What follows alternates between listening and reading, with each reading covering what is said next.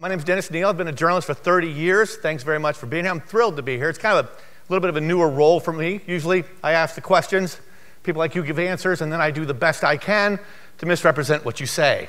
I want to talk to you today in defense of capitalism. Lately it feels like capitalism is the scourge of society. It's the heavy in every storyline, even in the Lego movie. You see protests like the Occupy Wall Street.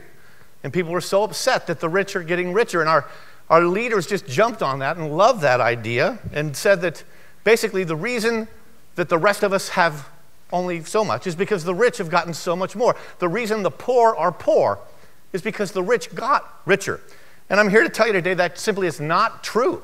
And what I'm worried about is that I think that America, the land of opportunity, is at risk of turning into the land of envy, where the rich are held up and targets for scorn and resentment from the rest of us. Now, capitalism has many enemies, of course, today, all over the place, but probably enemy number one is Thomas Piketty, if we can get that slide up there. There he is, the French economist, author of the New York Times bestseller, Capital in the 21st Century. It's been on the bestseller list for 7 weeks. It's going to set a new world record for books that everybody buys, but almost no one actually reads. Now, he spent a decade studying 250 years of economic data, and he took 685 pages. That's his book right there. It's doing really well. 685 pages, basically, to say this.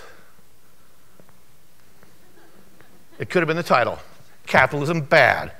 And now he wants a global tax on all the accumulated wealth in the world held by the 1%. Let's take 2% of a year. Imagine if you had $1 million, you were lucky enough to save it up in your retirement account, but every year government wants to take $20,000 of it, simply because you saved $1 million, for no other reason. And for what? To spend it on government programs that have failed for 50 years? We have spent $16 trillion on federal anti-poverty programs since LBJ declared a war on poverty in 1964. In 1964, 23% of children in this country lived in poverty. Today, after $16 trillion, it's 22%. We've gained a point of advantage, a point reduction for $16 trillion. Capitalism hasn't failed the poor. Government has failed the poor. Capitalism is saving the world. Capitalism makes people free. Capitalism is our only hope. Capitalism manages to renew itself, though, despite its critics like Thomas Piketty. And the reason I love capitalism is because I've been a business journalist covering business and capitalism for 30 years. Now, growing up, I might have had reason to resent it. I grew up kind of lower middle class in Hialeah. My father left when I was 12. I remember my mom switching us to brown bag lunches because, we didn't want to spend 35 cents on a hot meal in the school cafeteria. Now, my dad was a little bit of an entrepreneur on the side. He was a mechanic, had a carpet business. It fizzled. 2 years after he left, he kind of died suddenly. It was the morning I turned 14 years old. Now, he had an insurance policy, $175,000 in today's dollars. That could have made a big difference. He left it to his mother. She chose to keep it for herself. She bought a Cessna, which was a nice little plane in those days. Now, my first paying job, though, was with my other side of the family, Grandpa Olinger. He was an entrepreneur. He had a fish farm that he supplied pet stores. Nope, that's way too early. Hang on. I'm getting rid of my jokes there from Mr. Piketty. You'll see that one. He had a fish farm, and I was shoveling snails out of the concrete pools that he had built by hand for 50 cents an hour. I negotiated for more, but he wouldn't budge. You see, he was under competition from foreign rivals. Asia fish sellers were bringing in guppies on the cheap and ultimately put him out of business. That's capitalism, Sometimes you get put out of business by other competition. But in that time, you learn certain lessons about how good capitalism is. Now, by the time I joined Forbes in 1998, capitalism was full bloom, the dot-com bubble, and for the first time, I got the exhilaration of stock options. Forbes gave me 30,000 options. If Forbes.com, a website, and all you had to do in those days was be a website, have .com in your name. If Forbes.com went public, I would score several $100,000 upside, liking that. But then the crash came. Oh my gosh, hundreds of companies out of business, thousands of jobs lost, and worst of all, my options worthless. And yet capitalism renews itself. Capitalism is resilient. Business comes back. Stocks fall and plummet, but then they manage to come back up to where they were, and then they build on top of that. Now, by 2007, I joined CNBC, and within a year, I have a front row seat. I'm on air at the worst meltdown of our lifetime, really, the worst thing since the Great Depression. Very scary stuff, and a lot of people lost faith in capitalism. And our own president said, at certain times, government is the only thing you can count on. You know what? I think government is the last thing you can count on. I think you can always count that people will want to earn money by creating a product or service so they can get some money. That is far more reliable than government. Everything fell apart. People got really afraid. But government is now hampering the comeback that could help close that wealth gap that we're all so upset about. Capitalism is the problem.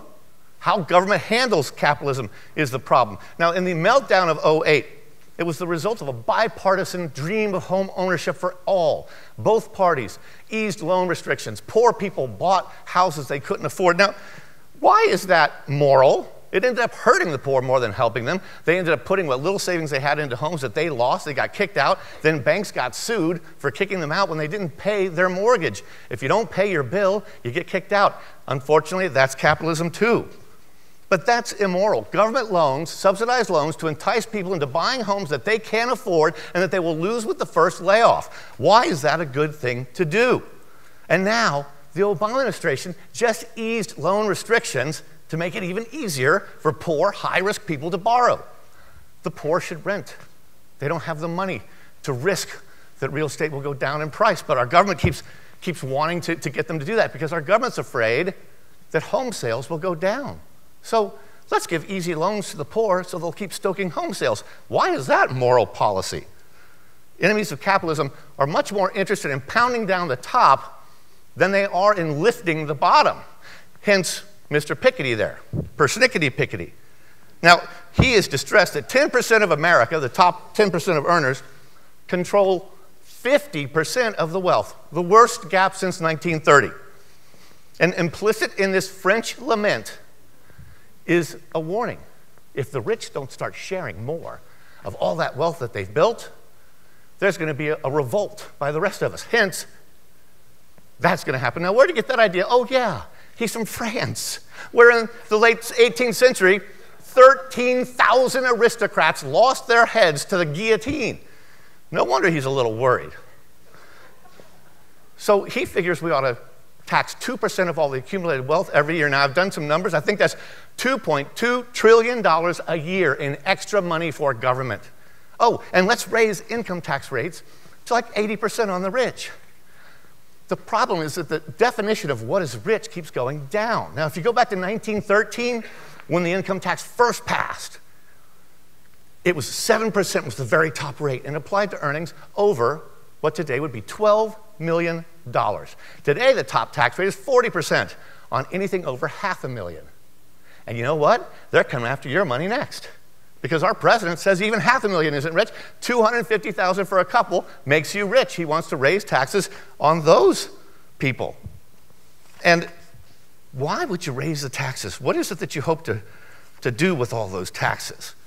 Well, first, economists say that Piketty is kind of wrong. Some economists say that he leaves out the whole home crash. That caused the gap to kind of blow out, and it'll come back when home prices recover. The FT studied his stuff, all of his footnotes, and found that, oh, gee, no evidence really to support a lot of his assertions. You know, sometimes you decide what you want to say in a book, and then you go out and go ahead and find a way to prove what you want to say in a book. That's good storytelling. He focuses on US and Europe, Piketty does, but capitalism is doing its best work in the developing world. Hundreds of millions of people lifted out of poverty in China, India, Korea, and the Africa continent is next. In Ghana, there's an 80% increase in purchases of homes and cars in one of the poorest nations on earth. Capitalism does that. Now, right now, in this world, we have 1.8 billion middle-class people. And Piketty is worried about a revolt because there's separation of rich and poor. But in just the next 6 years, we will have a total of 3.2 billion people in the middle class. That's a 77% increase as people who are dirt poor lift into the middle class in other parts of the world. They don't own capital, they don't own stocks, but they're having a better life, they're being lifted up. And by 2030, that's only 15 years or so from now, 5 billion people around the world, middle class. That's almost 2/3. So really, what is Dr. Piketty's problem? Why is he complaining? And studies show, just a couple more things there. Studies show that a big wealth gap actually drives more economic growth in countries that have more than $2,000 in income per capita. Now, more economic growth because of the gap. It gives people at the bottom something to shoot for, something to reach for. And that's 158 countries in the world have per capita income over that amount. Even in communist China, Deng Xiaoping is said to have said, to get rich is glorious. But in America, it feels like you're supposed to be guilty about it today. And that desire to get rich is what drove the American dream. It's what makes our economy the most innovative in the world. In America, we should be proud to get rich. And we should be happy for those who get richer. America does all it can to guarantee equal opportunity. But it doesn't guarantee equal outcome. That part is up to us. Now, my fear is what happens next. If we believe the richest 1% got rich by screwing the rest of us, it justifies government seizure of wealth. And they'll just take it. And I think that that's a mistake because I think the government does the wrong things with the money. It's handing out money to people who haven't earned it too often instead of giving them a leg up to allow them to earn it themselves. There are things we could do. We could give companies tax breaks so that they give stock to all employees. And the richer the stock plan, the more the tax breaks. We could give companies that agree to set up a factory in the inner city where the neighborhood is worst, 10 years tax-free, and let every employee who works there and lives there in the community building it go 10 years tax-free as well. You see, these are ways to try to get business, to incentivize business, because business is self-interested. But if you give them the right incentives, they'll create more jobs. The poor are not poor because they're in jobs that don't pay enough. Only 3% of people in poverty have jobs. Over 90% of the poor don't have jobs at all. They're poor because they don't have jobs. And they would work in jobs if we created jobs for them. Government is not the way to do it. Capitalism and business is the way to do it. I just think that we're going down the wrong course here. And we're abandoning our principles of industry and self-motivation. And the profit motive is a good thing. Capitalism is a good thing. And I think it's about time we in America kind of caught on to what the rest of the world is learning, and we began to defend capitalism instead of burying it. Thank you very much.